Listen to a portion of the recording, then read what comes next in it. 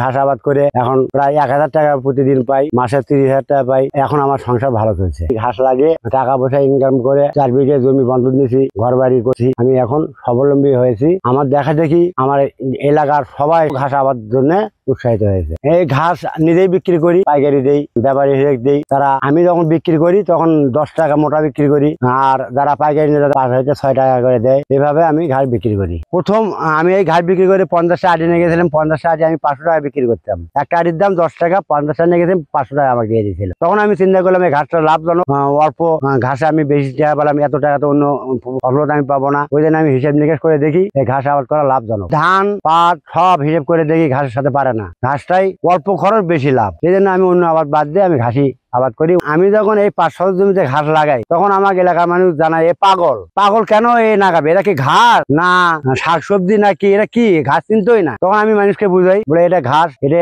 বিক্রি করলে টাকা পাওয়া যায়, গরু খাওয়ালে দুধ বিক্রি হয়, তাড়াতাড়ি গরু মোটা তাজা হবে। এটা ঘাস। প্রথমে 10,000 টাকা খরচ হয়, পরে আর খরচ হয় না, 2,000-3,000 টাকা খরচ চলেই 1 বিঘা জমি আবাদ হয়। অল্প খরচে বেশি লাভ হয়। ওই জন্য আমি ধান পাট তুলো তামাক বাদ দিয়ে আমি ঘাস লাগাই। 5 শতক জমিতে ঘাস লাগাই। 15 হইতে 20 দিনের মধ্যে সেই ঘাস বিক্রি করি। এইভাবে আমি 1 বিঘা 2 বিঘা করতে করতে আজ পর্যন্ত আমি 20 বিঘা জমি ঘাস আবাদ করি। আসলে এই ঘাসটা হলে 3 প্রকারের ঘাস, একটা নেপিয়ার, একটা পাঁচচং আর একটা হাইব্রিড।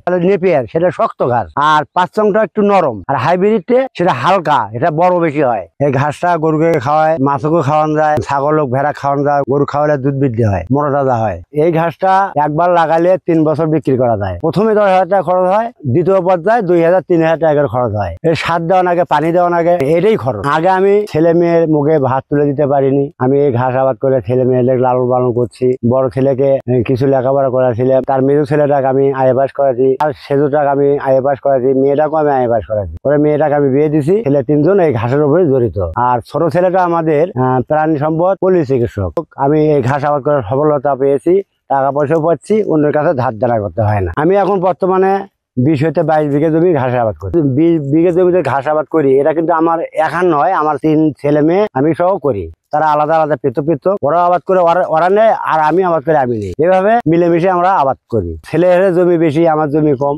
এই ঘাস আবাদ লাগাতে হয়, পানি দিতে হয়, সার দিলে মতো কিছুদিন পরে নিড়ে দিতে হয়। আমি মনে করেন ওয়ালের বাড়ি করছি, প্লাস্টার করিনি এখনো। আমার এই ঘাস বিক্রি করতে আমরা ভ্যানত করে নিয়ে যায় পরের বাড়ি, ঢোলভাঙ্গা, মাঠের হাট, তুলসী হাট, গাইবান্ধা, বারাসি ঘাট পর্যন্ত আমরা দিয়ে আসি। বলে পরের বাড়ি আসবেন, আসে সাথী হলের কাছে নামবেন, নামে বেলেঘাট রোড এ কথা বলবেন জনগণকে, তারা চিনে দেবে। তারা বেড়াঘাট রোড দিয়ে আসে, আমাদের সুলতানপুর বাড়া গ্রাম। আমার নাম আব্দুল গফুর কথা বললেই তারা আমার বাড়ি দেখে দেবে, তারা আমার বাড়িতে আসতে পারবে।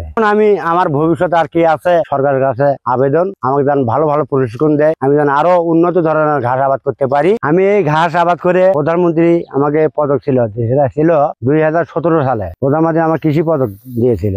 আমার এই পদক পাওয়ার পর আমার মনের ভিতর উৎফুল্ল লাগিল, আমি বেশি বেশি করে ঘাস আবাদ করলাম। আবার জনগণ ঘাস আবাদ করে উৎসাহিত দিলাম। এলাকার মানুষের কাছে পদক দেখাই, তখন পদক দেখে তারাও আমাকে ধন্যবাদ জানায়, তারাও বেশি বেশি করে আবাদ করে, আর আমিও আবাদ করে উৎসাহিত পেয়েছি।